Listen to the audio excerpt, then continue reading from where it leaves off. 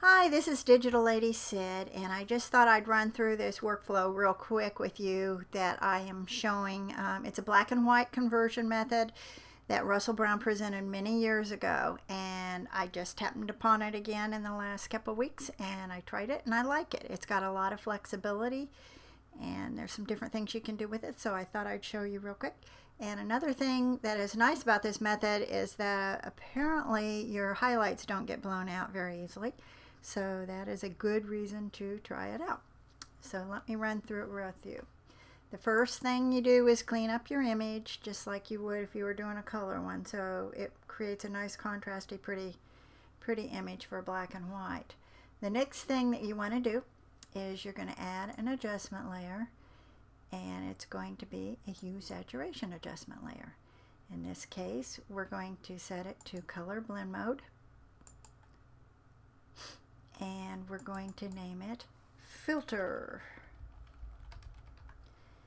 Then we're going to go and add another hue saturation layer, and this is another way to add it. You can go down to the bottom to the half moon and click on the hue saturation, and this time we're going to click on it and set the saturation to -100, which is okay in this case. It's not the best way to create a black and white, but it works with this method just fine. And we're going to name it film. Okay, now you go back to your filter, and you will now see that if you move your hue saturation slider around, you get some really nice changes in your image. So in this case, you can see all the colors shifting. You can change your saturation, you can change your lightness. You can also go into the individual colors, and in this case I believe we had yellows that made a change. If I flip this around, well, not the yellow so much, let's try reds because they were pink flowers. That would make sense. Yep, there's some more changes that you can get. If I wanted to, I can use the little sample button here and click on it, and it will choose that color and set it in there for me. So look how pretty that looks. If I want to add another one, I can hold the shift or click the plus button over here and add another color in. In this case, it doesn't seem to be doing much, but if you look down here, you can see I've got a pretty wide area here for the color range in the hue saturation. These tabs can also be moved manually, so if I want to clip that closer, move those in a little bit, there we go. It can make a big difference, especially if you're working on a color image itself. But that's something you can experiment with this. Okay, now I'm going to turn these off, and I'm going to use the ones I used already, and I will show you what changes I made in my hue set here. That's what the master looked like. In this case, it was the yellows that I changed. So anyway, and it was yeah, they're both set to 100%. Another thing I did do was I used this blur tool just to kind of blur out some of these bubbles were too strong and drawing the eye away. So I didn't realize it, but the blue tool actually works quite well in Photoshop now. They've cleaned it up along with the sharpen tool, which is a nice tool to use to add a little depth if you notice that you didn't quite find everything when you were fixing your image to begin with. Okay, now the next thing is to add a tint to it, and all black and whites look pretty good with a little tint. They say almost every one that's ever published has some kind of tint in it. In this case, we're going to use the color balance, which is what I have in my blog and put up on Flickr. And the way we did this, or I did this, is I went in and changed shadows and added a little blue tint into it, a tiny bit of red, and you can see that it's kind of a blue colors.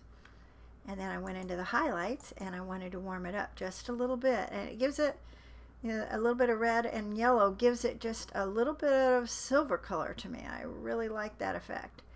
And I noticed in the midtones, you don't have to do much to them. I did adjust the blues a little bit here just to emphasize the blue a little more. So you can do what you want to with that, but that's one way to add your tint in, and I kind of like that way. Another thing you can do is you can add a curves adjustment layer and go to the different channels and I wanted to show you. In this case, you can just go over, and when you drag your sample thing across the image, you'll see it shows where those colors are on the curve. And in this case, it was right here is the color I sampled from, and I made that a little bit red, and now you have a more brown tone to your image. So that's another way you can, and you can go into any of these channels and do that. But that's another way you can add a tint. And another way, which I kind of liked here, is using the Camera Raw filter. Now I had made a smart object out of this, which if you go to the right click on it, you'll see you can create a smart object, convert to a smart object right there. So that's a real easy way to get to it. And then go up here to your filter, and your Camera Raw filter takes you right in. And in this case, we'll just double click on it because it's a smart object. It'll take me right into it. And I want to go to the cross or the split toning section. I had put a preset on there that was by Lisa Carney, which really gave it a nice, almost illustrative look. And you can go into split toning now and add in all kinds of color here if you want to. And you can, in this case, I kind of wanted to add a little bit of the bluish tones, so we're going to put a little bit of saturation in there and add the blue tones in it to give it a different look here, just a little bit. Maybe a little more yellow in those flowers, maybe not. Let's see what we can do here. But just to give it a real kind of shimmery look, I like that. And you can adjust your balance here, so put it more towards the blues or the shimmer color. So I like that kind of gold shimmer tone. If I do OK, it's automatically updated in Photoshop because it was a smart object. So that looks real nice.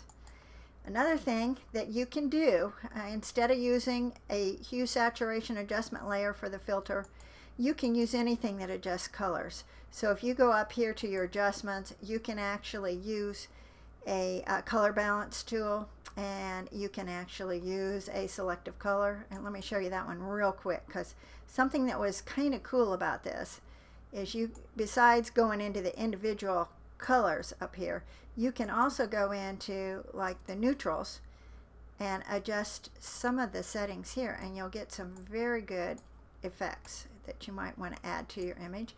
And you can also, when you move your blacks on any of these to the right, they go darker, to the left it goes lighter, so you can adjust this a whole, you know, it's very, very flexible. So I kind of like doing that. So that's another thing that I have done, and I use some.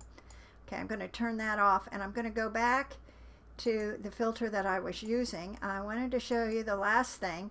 You could turn this into a really nice color image if you just take this and drop the opacity of the film, the top hue saturation a little bit, and you can get some really nice looks here. So this is down to 26%, and look how pretty that image looks. And it's just kind of got a nice light tint, but different colors in it. You could change your blend modes to make it look a little different. There's so many ways you can adjust this. So I think it's actually kind of a fun workflow to practice, especially if you want to go into the black and whites and maybe add just a little color tint to it. So thank you, Russell Brown, for doing this, and I wish you give it a try, and you might really enjoy it. So talk to you later. Bye.